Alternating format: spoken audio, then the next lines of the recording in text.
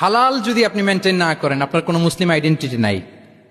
আল্লাহ বলছেন কুলু মিম্মা ফিল আরদি হালালান তাইয়্যিবা, এই জমিনে যেগুলোকে আমি হালাল করেছি এগুলো তোমরা কনজিউম করো। সম্মানিত শুধু খেয়াল রাখবেন, হালালের ভেতরেই বরকত আছে। হালালে কি আছে? হারামে কোনো বরকত নেই। হারামে আছে সাময়িক উত্তেজনা আর উন্মাদনা। কিন্তু হালাল এর ভেতরে আল্লাহ তাআলা বারাকা ঢুকিয়ে দিয়েছেন। তাহলে আমরা হালাল কনজিউম করব, কি বলেন? সব ক্ষেত্রে, সব ক্ষেত্রে।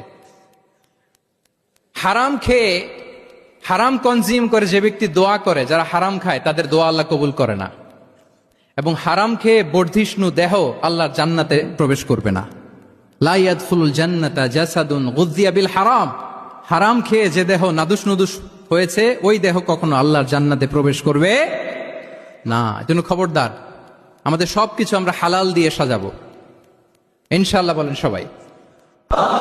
আমাদের অনেকে একটা ভুল করে, সেটা হচ্ছে অনেকে খাবারের ক্ষেত্রে খুব কনসার্ন, যেটা হালাল হইতে হবে, যেটা আমি কনজিউম করব এটার ব্যাপারে খুব কনসার্ন, কিন্তু অন্যান্য বিষয়ে তার আর কোনো খেয়াল নাই, ভ্রুক্ষেপ নাই। এরকম আছে না নাই বলেন?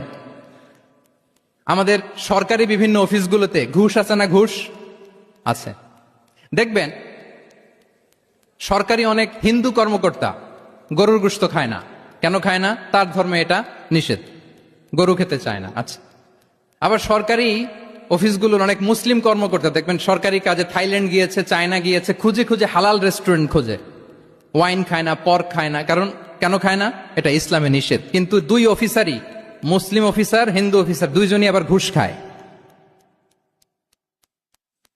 হয় না এরকম? হিন্দু অফিসার গরুর গোশ খায় না, তার ধর্মে নিষেধ। মুসলিম অফিসার ওয়াইন খায় না, পর্ক খায় না, তার ধর্মে নিষেধ। তো ঘুষও তো দুই ধর্মের নিষেধ, কি বলেন? তাহলে যেটা খাবো, কনজিউম করবো, শুধু এইটার ব্যাপারেই কি হালাল? না। ইউর ইনকাম শুড বি হালাল, ইউর ফ্যাশন শুড বি হালাল, ইউর এন্টারটেইনমেন্ট শুড বি হালাল, ইউর রিলেশনশিপ শুড বি হালাল। আপনার রিলেশনশিপও কি হইতে হবে?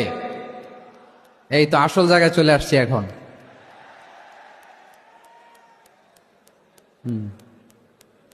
হালাল রিলেশনশিপ কোনটা? বিয়ে। এই পবিত্র বিয়ের মাধ্যমে আমরা এই হালাল রিলেশনশিপকে উপভোগ করতে পারবো। এর বাইরে আর কোন রিলেশনশিপে যাওয়া যাবে? হ্যাঁ। প্রি ম্যারিজ রিলেশনশিপ, এটা কি হালাল না হারাম? হ্যাঁ, ফতোয়া আপনারাই দিয়ে দিচ্ছেন। বলেন, বিবাহ বহির্ভূত যে কোনো রিলেশনশিপ হালাল নাকি হারাম? এক্সট্রা ম্যারিটাল যে কোনো রিলেশনশিপ বলেন হালাল নাকি হারাম? সাবধান হইতে হবে। তাহলে হালালের সাথে আমাদের সম্পর্কটাকে জোরদার করতে